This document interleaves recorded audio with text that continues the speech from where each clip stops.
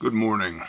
Welcome to the Bear Independent Brief. It is the 7th of July, 2023. Today, we're going to talk about some U.S. economic indicators. We're going to talk about week 12 of National Preparedness Year. And we're going to talk about some national intel as sent in by y'all as well.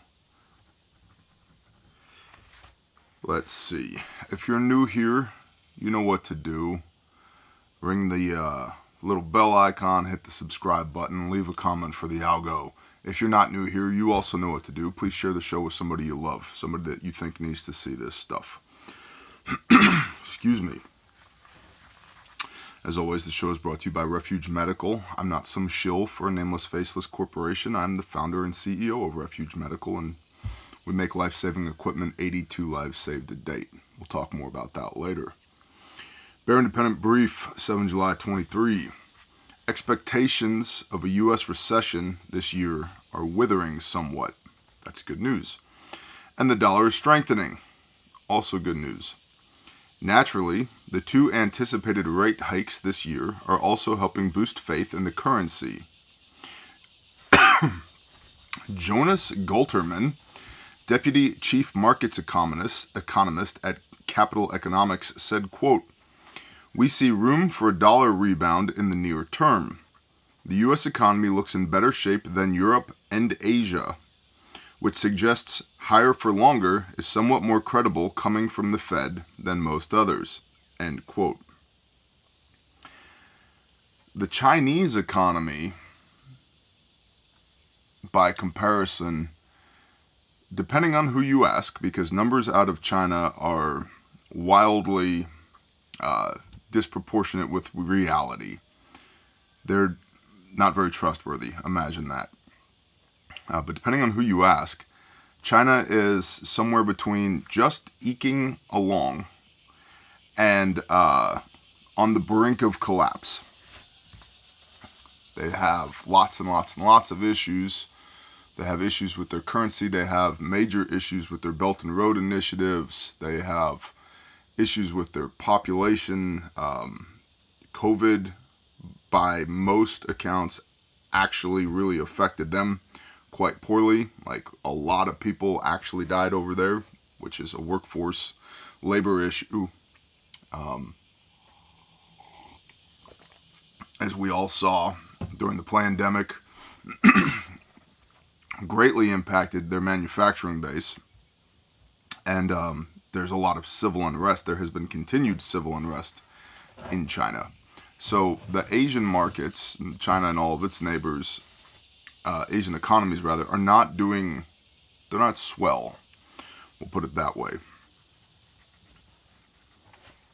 According to Reuters, 27 of 60 strategists said that the dollar would hold its ground. 19 said it would grow stronger, and only 14 said it would grow weaker.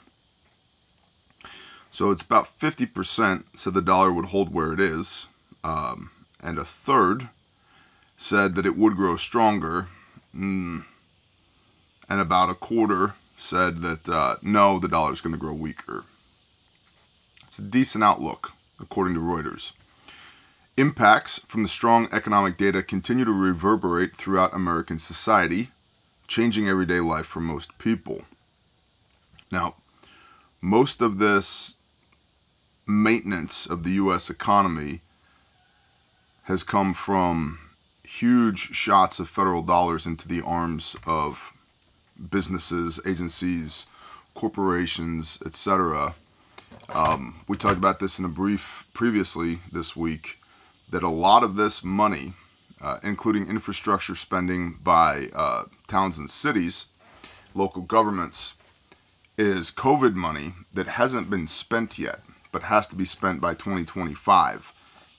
And so the federal government just dropped a bucket of cash onto these towns and cities, and some of these towns and cities are dispersing that bucket of cash over several fiscal years to amortize out that influx of cash over many years, rather than just, money in, money out.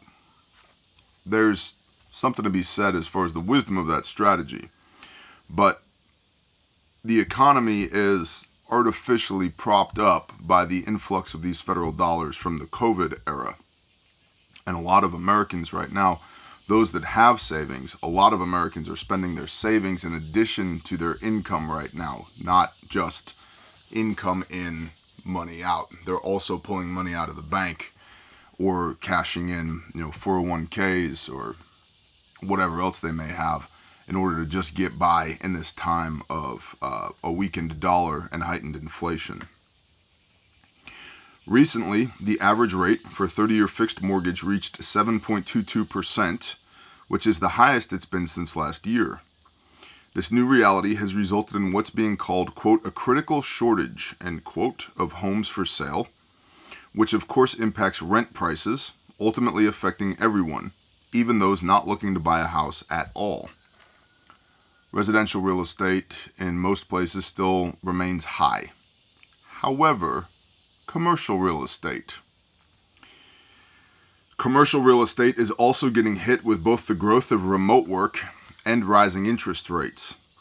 Ed Yardeni told CNBC, quote, there's going to be a recession in commercial real estate over the next year or two, but I don't think that sector is big enough to take the economy down, end quote.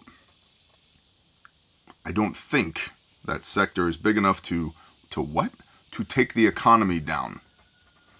Boy, I hope not. We have so many other things going on. There's so many factors. Our economy, unfortunately, rather than feeling rock solid, feels a lot more like a house of cards right now. And if you just impart just a little bit of violence and uncertainty to one of those cards, the whole thing comes tumbling down. I am vaguely optimistic about the future of the United States of America if enough people pull their heads out of their asses. If we strengthen our manufacturing base here in the United States of America, if we have good leadership, and I don't mean just from the top down, but I mean from the grassroots up, if we take personal responsibility, then it's possible that we weather this storm. And given the fact that I live here in the United States of America, as do my children, and probably my grandchildren will at some point as well, I have to walk this fine line between look at all of these indicators, things are really scary, and, well, it will be what we make it.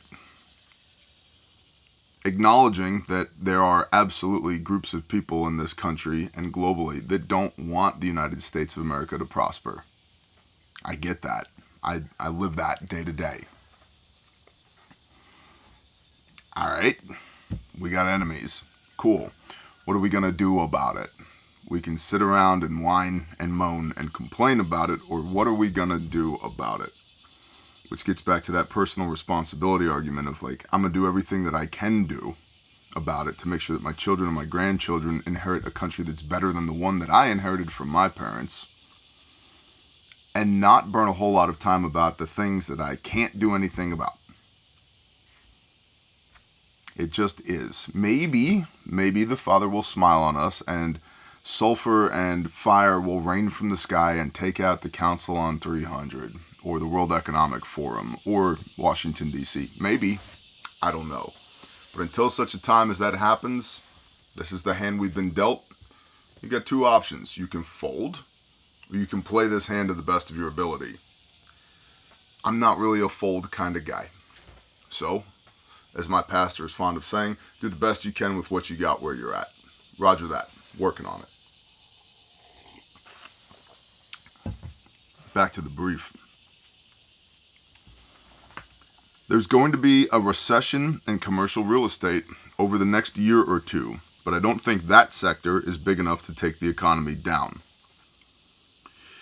Other analysts disagree, believing that a commercial real estate crash is hanging over the head of the U.S. economy, or that it is at least the next big risk for regional banks in the country. As an example, San Francisco has started seeing massive loan defaults.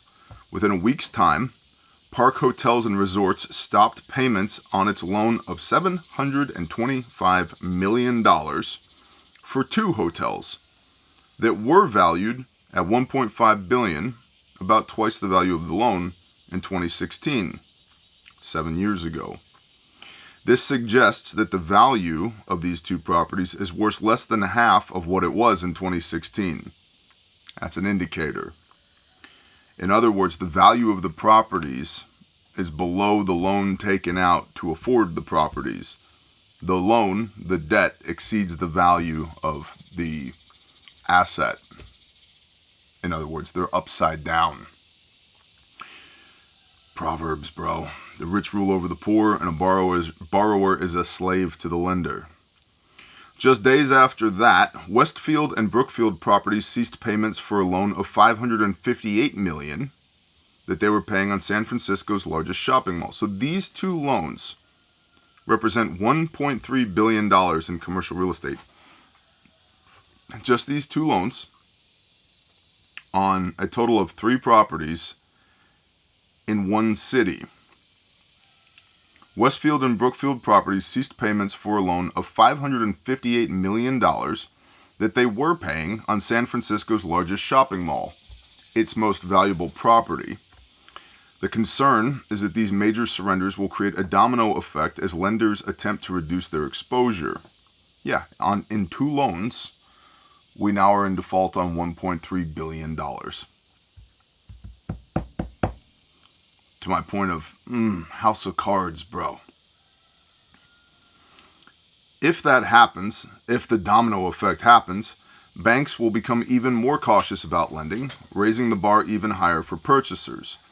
This example is so crucial specifically because the city appears to be a bit of a canary in the coal mine for the United States. The head of commercial real estate at Trepp, Lonnie, and Hendry noted, quote, "We've hit an inflection point where we've seen a lot of the broader economy headlines come to fruition in the San Francisco market. The dominoes have fallen a lot faster in San Francisco than they have in other places," end quote. Now, we could argue all the intricacies of the socioeconomic and political considerations of San Francisco as a market. But if we use even those things as an indicator or a set of indicators, that means if we use those set of parameters and then put the indicators into that set of parameters, that means that there's probably some other cities in the country that are major cities that may have these same issues when it comes to commercial real estate. What could they be? Well, let's just think about San Francisco. What other cities could I put into that category? Los Angeles, Chicago, Detroit, Dallas, Houston, Miami, probably Tampa, St. Pete, Clearwater, DC, Baltimore, New York City, Boston and its surrounding areas, Portland, shall I continue? Denver, on and on and on and on and on. San Antonio, yeah. Now, Dallas, San Antonio, Houston, maybe even Austin, have the added benefit of they are in Texas.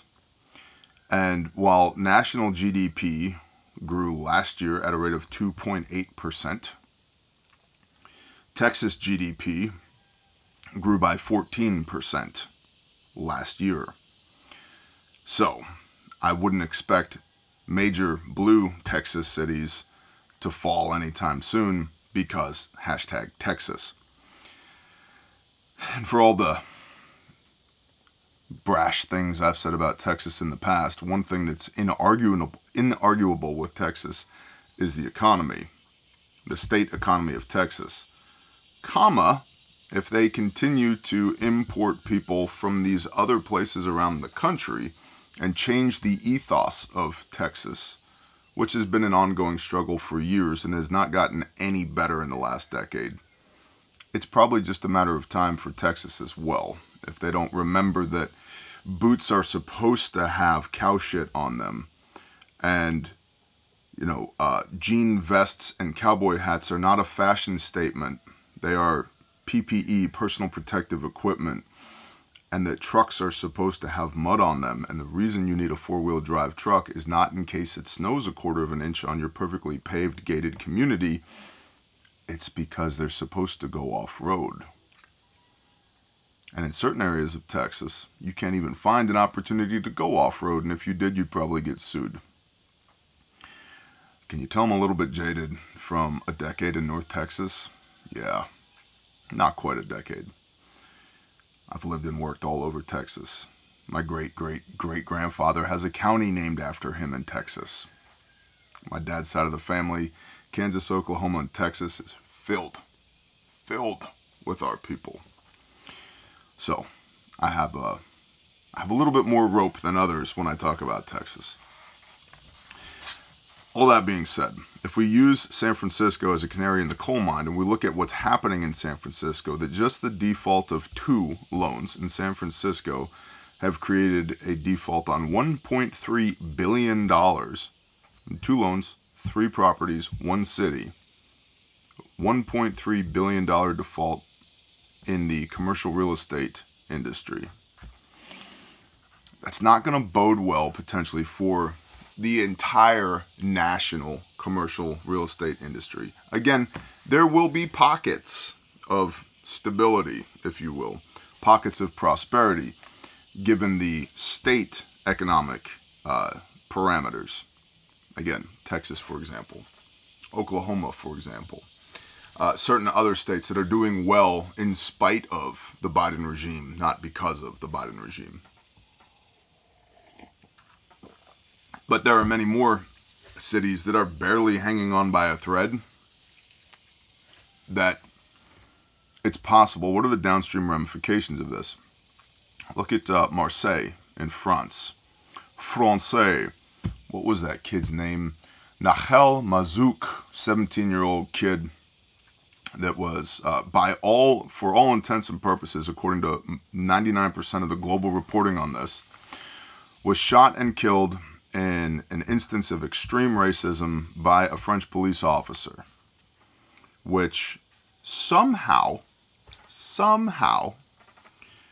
led to instantaneous grassroots protests by hundreds of thousands of people in between 200 and 500 French cities and towns simultaneously, resulting in more than 500 vehicles set on fire and burned to the ground, 1,000 trash cans, over 100 businesses destroyed, 570 police officers injured, requiring the French gendarmerie to deploy 45,000 police officers in response. 45,000 police officers.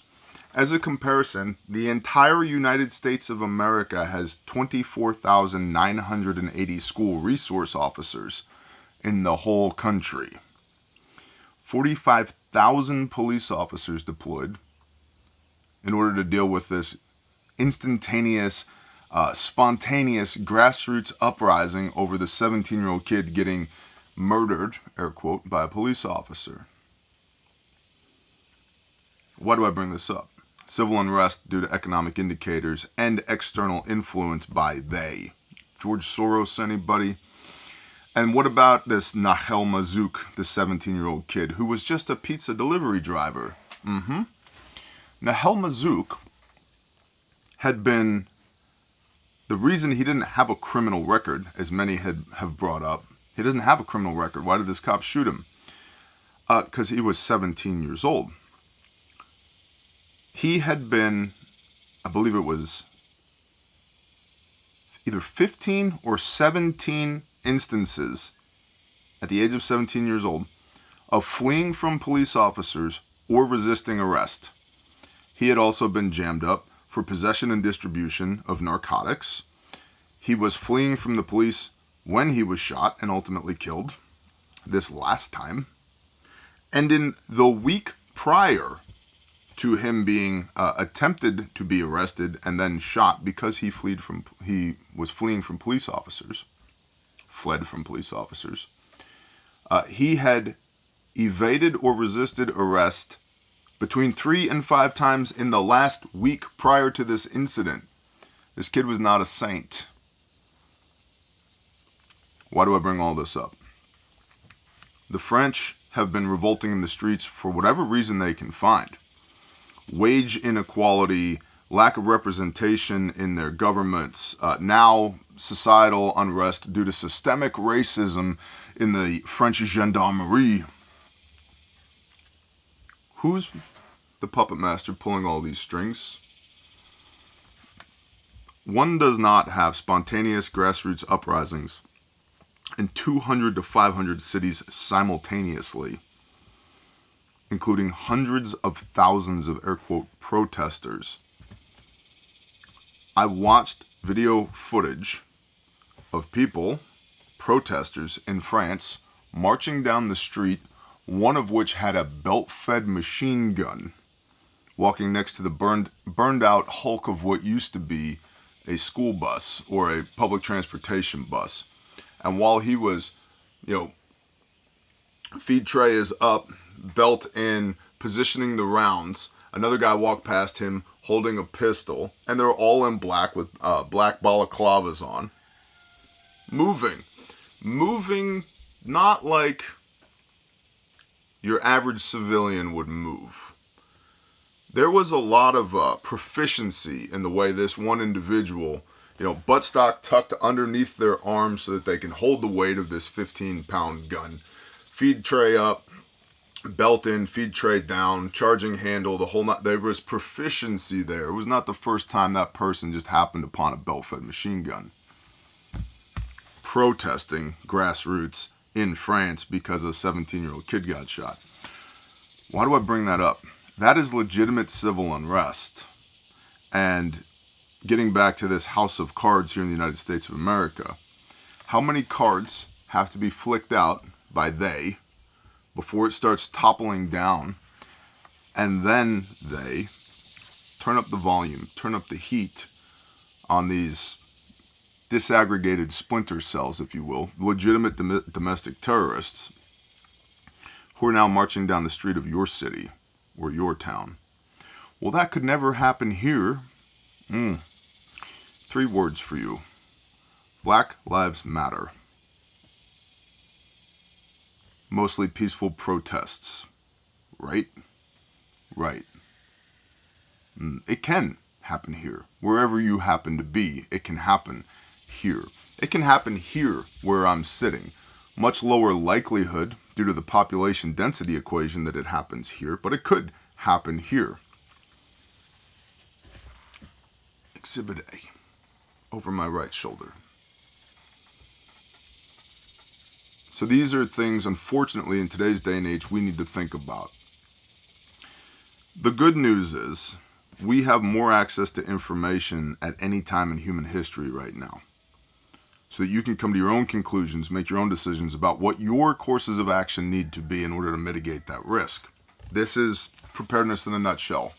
It's why we talk about these different economic and political and social indicators around the world, because there's takeaways from all of them. At a minimum, it's a thought piece to spur you to thought so that you can consider what your action might be. They're unfortunately highly relevant in today's day and age. But I think it's important to point out that we suffer not from a lack of information, we suffer from a lack of execution. So if you use these briefs and anybody else's intel packets that are put out on the daily or the weekly as a reason to chew your fingernails and get your blood pressure up, you're doing it wrong. The point of this is for you to consider your options, consider your courses of action, to war game that. Dare I say, pull out a sheet of paper and a pen and actually put a plan together to be able to deal with these potential threats. Because I think the age of COVID has proven that there are no possibilities that are off the table. I mean, we are being conditioned, society is being conditioned right now to accept the reality of off-world craft and off-world beings here on this planet. To what end? Control, probably. Nothing's off the table. Getting back to execute on what you can execute on, and I wouldn't Not that I wouldn't be aware of the rest of it, but I wouldn't be worried about the rest of it. Well, Bear, what are you going to do if aliens land here? I don't know. I'm going to pick any one of these, probably, frankly, 308. This guy right here. I'm going to shoot the green thing or the gray thing or the yellow thing or the purple thing in the face. Deal with the threat. And then if it's just one of them, I'm going to call some buddies at the CIA and say, hey, let's make a trade. I need a pallet of $100 bills. You need this gray thing, green thing, yellow thing, purple thing. There's a field right here. You can totally land a chopper on. The skids don't even need to touch the hay. All I need you to do, you come down, hover, kick that pallet of cash out the side door or the back door, depending on what kind of aircraft we're talking about here. Just drop the pallet of cash, preferably very well shrink wrapped, because I don't want the rotor wash to throw my $100 bills all over the place. We will take this body bag that we have that's filled with a green thing, gray thing, yellow thing, purple thing. Set it on your helicopter. We'll wave hi to one another. This never happened. I'll never talk about it again. Have a blessed day. Shalom. I'm out. Now, I say that tongue in cheek, but that's more or less what my plan is. Oh no, external threat that I can't actually codify and correlate. Shoot it in the face, ask questions later. Now, I probably need to weed the raised beds behind my porch, because pigweed is a real mother effer, and it's definitely affecting the ability of my tomatoes and peppers to grow right now. That's more important than what do we do if the aliens land. Right? So you should be wargaming these things. You should be thinking about these things. But not to the point where you suffer from paralysis by analysis and it removes your ability to actually function, to actually operate. I suppose I should finish the brief, huh? 27 minutes in. While some believe the recession will no longer strike this year, that does not mean the country is out of the woods. Some economists remain concerned because manufacturing is still contracting and interest rates continue to climb. Man, I will tell you, American manufacturing is contracting. It's one of the things at Refuge we have poured a ton of money and time and blood, sweat, and tears into, is strengthening American manufacturing. And I firmly believe we need a strong American manufacturing base to weather whatever comes next. Our enemies cannot be in charge of making all the things that we need in order to defend ourselves from our enemies. That's ludicrous. That's batshit crazy. And American manufacturing has the capability of being great yet again. It's not currently, and it needs a shot in the arm like you wouldn't believe. I was talking last night on the Patreon live stream a bit about that, and man, there are so many iconic brands, and pick an industry, health and fitness, tactical, military, medical, industrial, so many iconic brands that are American companies. They spent $200 for an LLC here in the States, but all of their manufacturing is done overseas. That's a shame. And it's a strategic exposure for the United States of America. How are we supposed to defend ourselves from our enemies when our enemies produce the items we need to defend ourselves?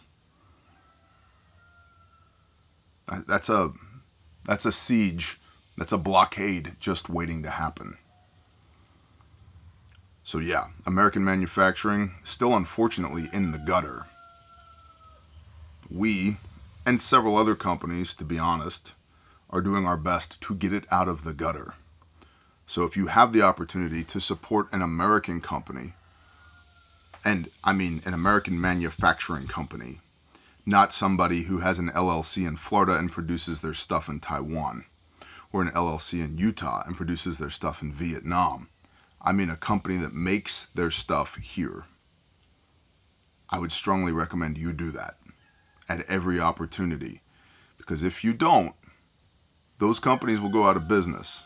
We'll have nothing left. We will be 100% at the mercy of our enemies. That's a bad place to be. the last of the report, last paragraph. Let's try over again. While some believe the recession will no longer strike this year, that does not mean the country is out of the woods. Some economists remain concerned because manufacturing is still contracting and interest rates continue to climb. However, consumers also continue to spend despite the fiscal pain, and companies are still hiring more than expected. The conclusion? The Federal Reserve's decisions will continue to have cascading effects, but the U.S. economy continues to persist for now. Now, week 12 of 50 Weeks of Preparedness, I briefly want to talk to you, briefly want to talk to you about cordage and knots. Exhibit A. What is this? Tarred twisted twine, aka bank line. This is good stuff. I've been playing with this stuff for 15 years? I don't know, a long time. Proudly, look at that. Proudly made in the USA. Awesome. Not from China, proudly made in the USA. Small stuff like this, really good for lashing. What's lashing? Sticking 2 or more things together. 2 sticks, 3 sticks, 5 sticks. Improvise a spear. Make some arrows for your bow, whatever you may have.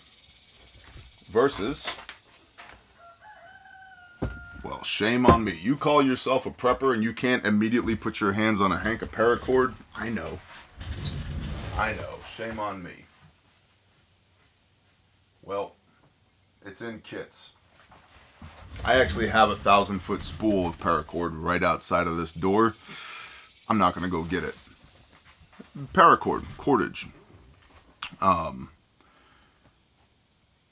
think most people are familiar with cordage. It's one of the 5 C's of survival, right? Cutting tool, container, cordage, cover, combustion. I don't think most people know what to do with cordage. I think that most people, in my experience with the, dare I say, average prepper, they have these things, they don't know what to do with them. And so while you should have tarred bank line, paracord, maybe even some rope, depending on what you're doing, do you actually know how to use it? And so there's a couple of knots that I think you should know. Square knot. And take a piece of paper, write this down, pause the video, put notes in your phone, whatever you got to do. A square knot. Basic square knot. Fastening 2 ends of a piece of rope or a piece of twine or cordage to one another, right? And then you can back those with half hitches so that they don't come out. What's a half hitch? Your standard overhand knot. Square knot. A timber hitch. Now, the difference between a hitch and a knot is that a hitch, the more, just like with a knot, the more pressure you put on it, the more you pull on it, the tighter it gets. But once you remove the pressure, a hitch will come right back apart. There's physics involved. It's a beautiful thing. A knot, the more you pull on it, the harder it is to get apart. And I've seen a lot of people who untie knots like this. They cut their knots off. Maybe it comes from my indoctrination in the timber world, but cutting rope is like a last ditch effort. Last resort, cutting rope. Like, no, we don't cut rope. And if you know what you're doing, you shouldn't need to cut the rope. And a cut rope is a dangerous rope. But anyway, square hitch, timber hitch, clove hitch. Clove hitch is very basic. Timber hitch is used for temporarily securing something or the beginning of a lashing. A clove hitch, like let's say I need to tie this horse off to this post, or secure this rope around this rock or this tree for rappelling. Okay, so go around the tree twice, tie your clove hitch, back it with 2 half hitches, it's secure. It's not gonna come out, it can't come out. And the more I pull on it, the tighter it gets, the tighter it grabs that tree, that rock, that post, whatever it is. Super cool. A figure 8 knot.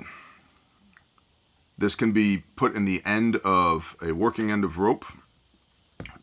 Also can be used as a stopper knot to keep rope from running through something like a pulley, a figure 8 descender, a crawl chest descender, myriad other applications. But it's used mostly for attaching something like a carabiner to a rope so that it can't come out. By the way, OSHA, who has in many cases been a pain in my ass, they do occasionally get things correct. And for attaching a life to a line, you require a carabiner that has 2 distinct actions to open the gate. This is the gate. This one, you have to turn it. You have to turn it and pull down, and then the gate will open. Okay, so this is a locking carabiner.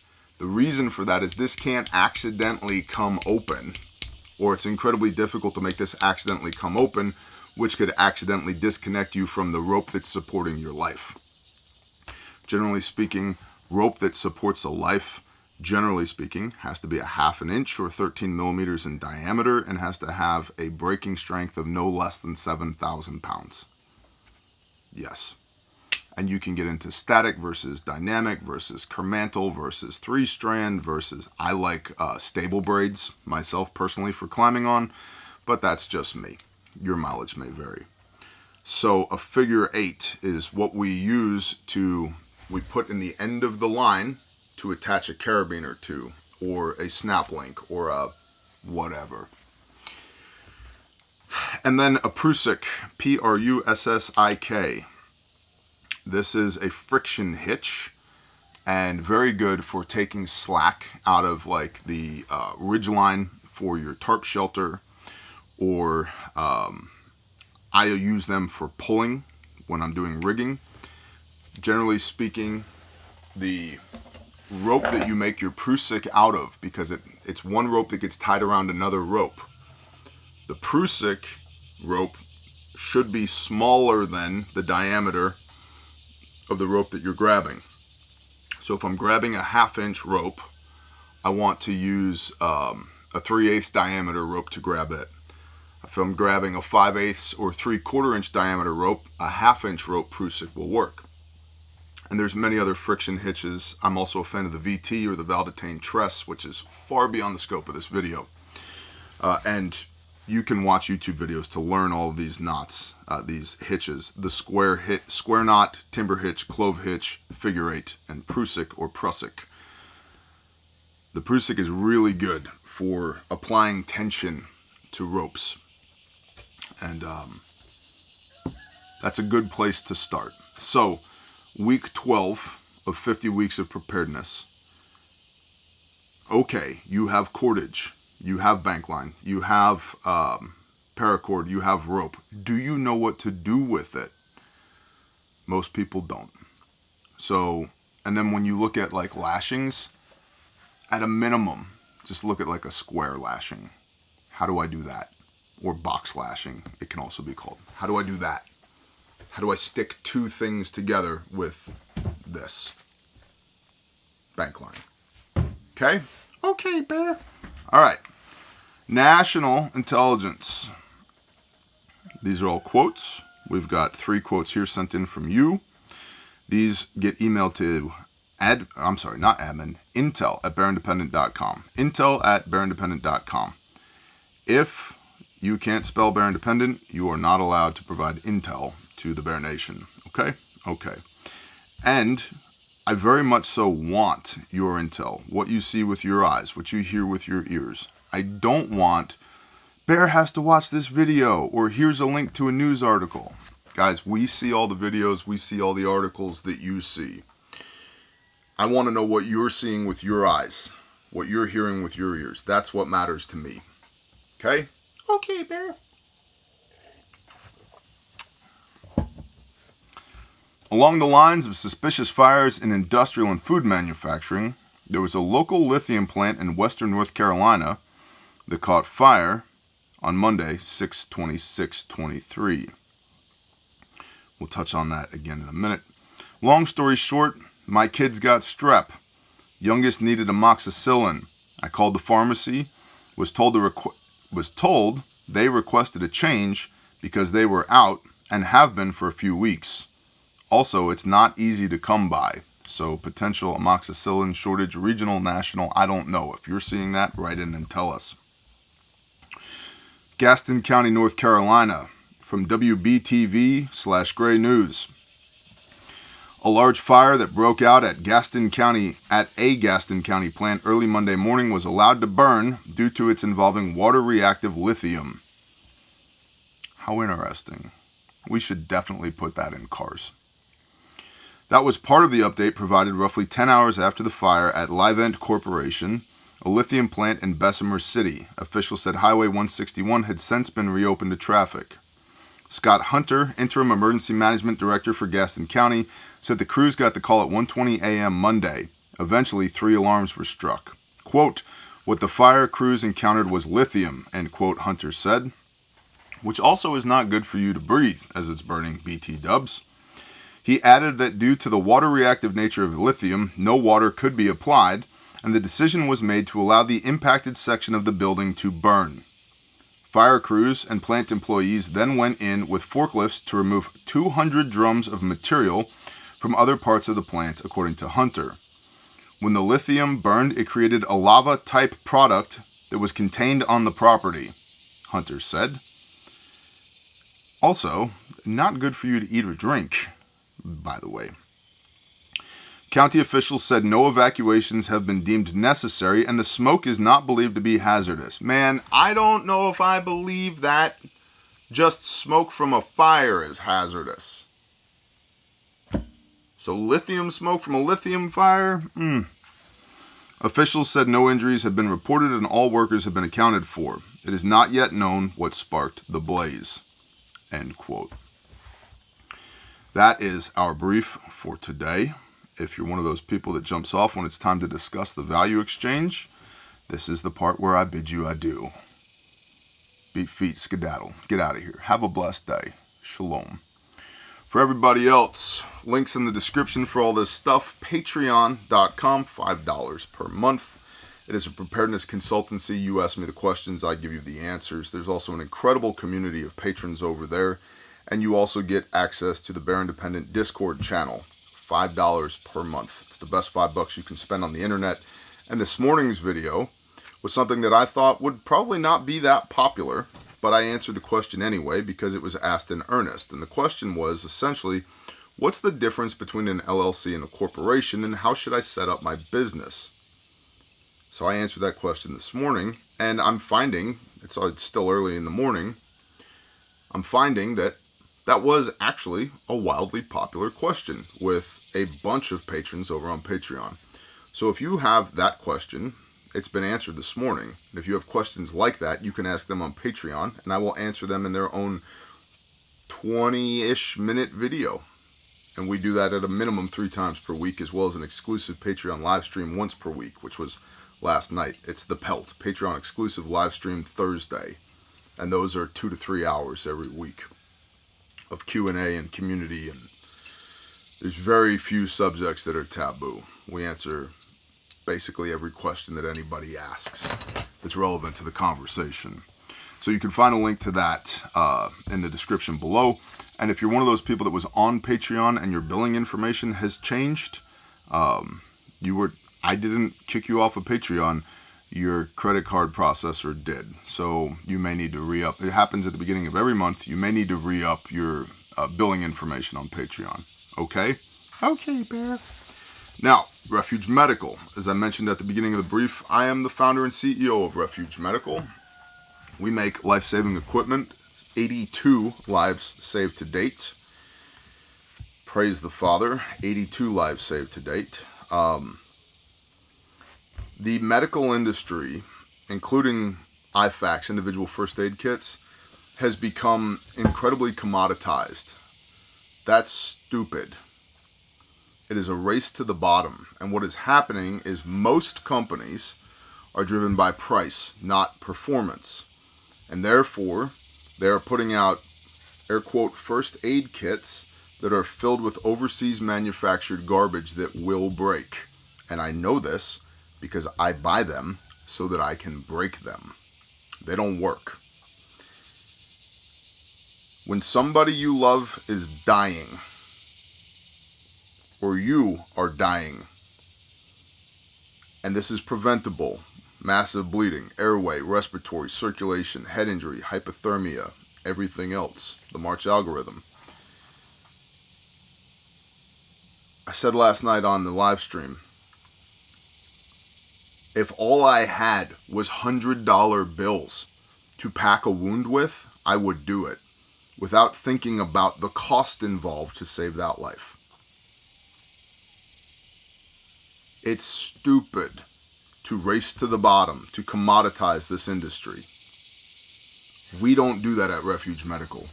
We make actual life-saving gear, and we provide it to you at the best possible price. I have a very low markup on our kits, enough to keep the business running, and engage in a little expansion from here to there every now and then.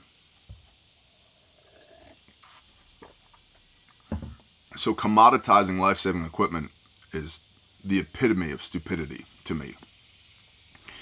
Because when your wife is bleeding out during a car wreck, or your brother is bleeding out in a gunfight, you don't care. You don't care that you saved $20 on a kit or on a tourniquet until that kit or tourniquet fails. And now, to be frank, have you ever priced the cost of a funeral? It ain't cheap. I'd rather spend a little bit more money up front on something I know is going to work, 82 lives saved to date, than save a little bit of money up front and have to pay more for the flowers for a funeral than what a good first aid kit cost. That shit's retarded. Absolutely retarded.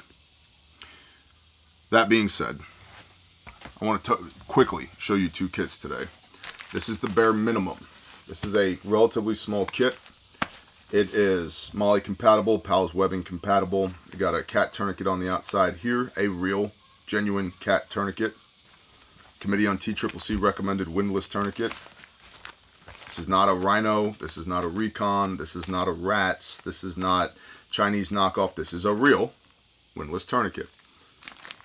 See, cat right there. Comes in the plastic. When you get it, you should take it out of the plastic and stage it appropriately. The reason it's in the plastic is so you know you're getting a new one, a real one. A real set of shears here on the side with our patented Shart shears active retention tab. Yes, that's right, the Shart right here to keep your shears from falling out. Pop this open like every other kit. Grab the red handle, pull the inner out of the outer. I'm now holding a purpose-built first aid kit in my hand. The bare minimum 2.0 is a really great combination of trauma medicine and everyday boo-boo stuff. Okay, pop this open, one-handed. Got my cat on the outside. I've got a pressure bandage here, and as you can see, our Made in the USA tag, because we make these here in the United States of America. We're not an American company. We make things in America. There's a difference. I've got my medical tape. I've got Quick Clot right here. Real Quick Clot, not some Estonian pretend hemostatic impregnated gauze bullshit. Real Quick Clot. I've got compressed gauze for wound packing. I've got my gloves. I've got a roll of Kerlix here, rolled gauze. I've got an eye shield and an eye pad for eye injuries back here. I've also got a Sharpie right there. Let me put my Quick Clot back where it goes. In the back here, I have a burn dressing and 2 chest seals. In hole, out hole. Left lung, right lung. 2 chest seals, not 1, 2. And then down in the bottom, down here, this is on the bare minimum, which is like $219, guaranteed forever. If you break it 20 years from now, I'll replace it at no cost to you. If you use the contents of this kit to save a life, I replace those contents at no cost to you. No questions asked. Down here, we have a whole slew of stuff. I have steri strips for wound closure. Large and small steri strips. I've got my little wipes packet, BZK wipes, povidone, iodine, sting relief, etc. And there's a considerable number of these in here. I have a Band-Aid bag because a lot of y'all get on my ass, hey Bear, that's a great kit, but my kid fell off a bike. I need a Band-Aid, not wound packing gauze. Copy, Band-Aids. And then gauze pack, 2x2s, 4x4s, 5x9s. Couple this with your medical tape and your gloves, you're good to go. So it's the convergence of Boo Boo kit and Blowout kit is the bare minimum 2.0. You can find those at the store, refugemedical.com. Everything is HSA and FSA eligible. There's even an option on there for a payment plan. If it's in stock, that means we have it under our roof and it will ship out quickly. Our average time from the time you complete your order to the time that you receive your product is like you hit checkout, it processes. The time that it takes for you to get your kit is 2 to 5 days. Not, we'll ship it in 6 weeks when we have the product. It's 2 to 5 days. Typically trending in the direction of 2 days. Because we only sell what we have in stock. And then quickly I want to show you this. This is the ARC, just like the bare minimum. It comes in all the cool guy colors, red, black, gray, Ranger green, multicam, coyote tan, etc., etc. This is the ARC, the Advanced Ripaway Kit. You've got straps on the back here. You can mount this to your headrest in your vehicle. You can also buy the dangler and get one kit. Run this on your chest rig or plate carrier on the dangler when you're operationally operating like an operator. And then when you're not, you can take it off the dangler and affix it to the headrest of your vehicle with these straps. So you've got a kit in your vehicle at all times. You pop this open, rip it off. Again, you'll see here the idea is to have your first aid kit in your hand when you need it, not stuck to your body where you can't get to it. I've got a soft T tourniquet on this. Committee on TCCC recommended windlass tourniquet here. Not a make-believe tourniquet, a real one from Tactical Medical Solutions. Right here. Pop this open. And boom. There's all my stuff, including our Made in America tag. 2 sets of chest seals, quick clot, 2 packets of wound packing gauze, an S-mark bandage, shears, Sharpie. This kit will treat 1 to 2 casualties right here. And you pop this open, and in your pocket, you've got all your stuff here. You know, compact pressure bandage. There's all kinds of good stuff in here. This is the ARC, the Advanced Ripaway Kit. Created for a former law enforcement officer, Brother Twitch, and since then has been acquired and used by a lot more people. So, the ARC Advanced Ripaway Kit, also from Refuge Medical. Go to the store, check it out. Also, we've got a brand new Refuge Medical website up, so go look at the website. Give us your feedback on the website, please, and thank you. Refuge Training, Oklahoma classes are live. Please come to class. We teach you the fine art of how to not die. You can do a 4-hour class, Responder 1. You can spend the day, do Responder 1 and Responder 2, or you can come for 2 days and do Responder 1, Responder 2, and Responder 3. That's what we call the Essential Responder. Responder 1 and 2 are prerequisites for Responder 3. So if you've already taken Responder 1 and you want to come do a full day of Force on Force Tactical Medicine, which is Responder 3, you need to take Responder 2, and you need to reach out to sales@refugetraining.com. Let them know you're coming with the intent of being able to complete Responder 3, okay? But one curriculum builds on the next, which builds on the next, which builds on the next. That's intentional. Those classes are live right now in the great state of Oklahoma. We also have classes, although I believe they're sold out. You can check the website, but I believe they're sold out in Indiana and in Idaho. That gets us up through October of this year for classes between Oklahoma, Indiana, Idaho. What comes after Oklahoma? What comes after October? I don't know yet. When I do know, I will let y'all know. But as of right now, Oklahoma classes are live. Please come to class. We have a blast. It's a great time. We're doing force on force at a water treatment plant right now. Very intricate. Very intricate. Individual and team scenarios. There's a small block of instruction on small unit tactics. You'll be issued rifles with blank firing adapters as well as simunition rounds. It's a blast. And if you're like, I don't know if I can do it. Well, if you're a 20-year-old PT stud, we're going to turn the heat up for you. We're going to put a little extra pepper on it. If you're a 60-year-old grandma, we've had 60-year-old grandmas complete Responder 3. We've had 80-year-old men complete Responder 3. The terminal learning objectives for that class remain the same. How they are delivered is modulated depending on the individual student within the class. Everybody participates. You don't get a participation trophy if you're 80 years old simply for being there. You have to complete the class. But you have to complete the class with the tools and capabilities and experiences and the physicality that you have. We're not going to make an 80-year-old man do the stuff that we're going to make a 20-year-old man do. But everybody will be smoked by the end of the class. But how smoked you are is modulated to each individual. Our instructors are excellent at that. So, one of the best students we've had was a mom who was 2 months postpartum who came in and rocked Responder 1, Responder 2, Responder 3. 67-year-old grandma sticks out in my mind. She did a phenomenal job. Responder 1, Responder 2, Responder 3. In fact, on several occasions, we pulled her aside and we're like, are you okay? And she's like, yes, I'm okay. Do you want to continue? Yes, I want to continue. By the end of it, she's like, you are not going to take me out of this class. I am going to finish this class. Yes, ma'am. Don't fall out. It's all on you. And she did. So don't be intimidated by it. Come to class. refugetraining.com. Lastly, but certainly not least, not this Sunday, but next Sunday, I will be in North Dallas at the Whiskey with Bear event, WHISKEY with bear.com. That is a fundraising event for Caleb House, which is our juvenile human trafficking restoration facility, which is a bunch of $50 words, which means the place where we put children who have been trafficked and raped back together again. There's a lot of, what's the word that I should use? The Sound of Freedom, that movie, documenting one operation and a bit of backstory about Tim Ballard from Operation Underground Rescue.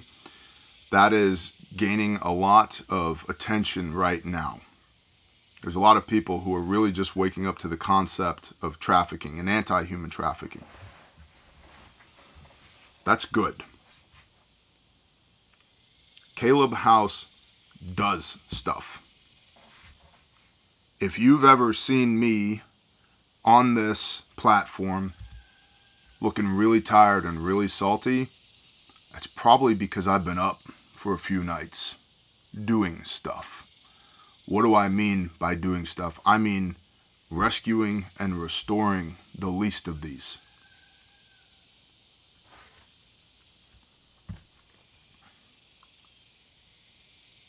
I never intended for this to be my life.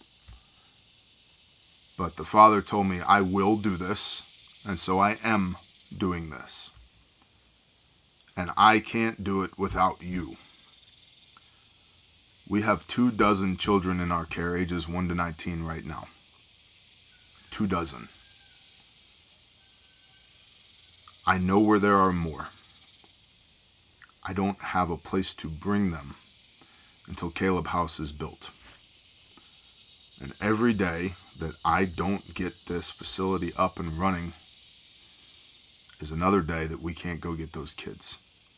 You're probably asking yourself, well, why don't you bring them somewhere else? And the answer is there are only 420 DHS sanctioned beds in the entirety of the United States of America for juvenile human trafficking survivors. That's it. And frankly, a lot of these other 501c3s, these organizations, these ministries do a shit job putting these children back together again. I hate to say it, but during the Trump era, anti-human trafficking got quite popular, and a lot of people got into the space that have no business being in the space. And they're collecting federal grant dollars to be in that space to basically not perform on the back end. And that pisses me off just as much as it does the assholes who are trafficking these kids in the first place. So Caleb House does this. We do it more than I talk about it, not the other way around. And so Whiskey with Bear is a fundraising event for Caleb House. You can visit calebhouse.org, Caleb with a K, Kaleb house.org. Check it out. At both grindstoneministries.com and calebhouse.org, there's an opportunity for online giving if the Spirit convicts you. I'm not going to beg and plead with you for your money.